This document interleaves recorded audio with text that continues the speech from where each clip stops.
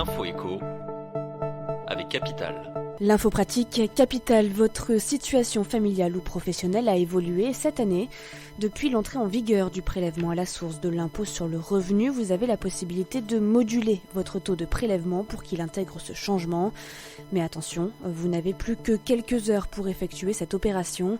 Sachez aussi que si vous avez déjà opéré une telle démarche cette année pour une hausse ou une baisse de vos revenus, il vous faudra la répéter d'ici la fin de l'année afin de pérenniser ce changement.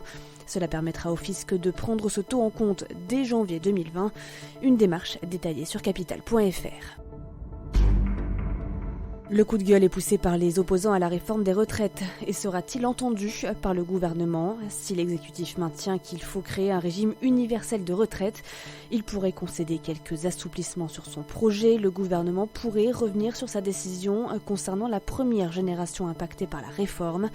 Prévue pour la génération 63, cette borne d'âge pourrait être repoussée. Sur ce point, le Premier ministre Édouard Philippe assurait le 27 novembre dernier être prêt à en discuter.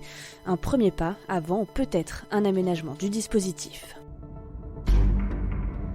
Le chiffre du jour, 10%, c'est le taux de plafonnement des honoraires de vente des logements neufs en Pinel que devrait adopter le gouvernement d'ici la fin de l'année.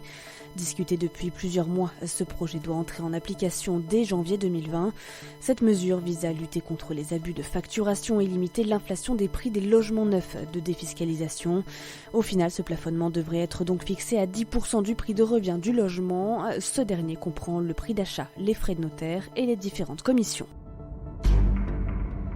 On termine avec les Français qui boudent le contrôle technique. Depuis plusieurs mois, les établissements enregistrent une baisse de leur fréquentation et un espacement des visites périodiques. Selon le réseau d'ECRA, 560 000 véhicules qui auraient dû passer leur visite de contrôle cette année manquent à l'appel.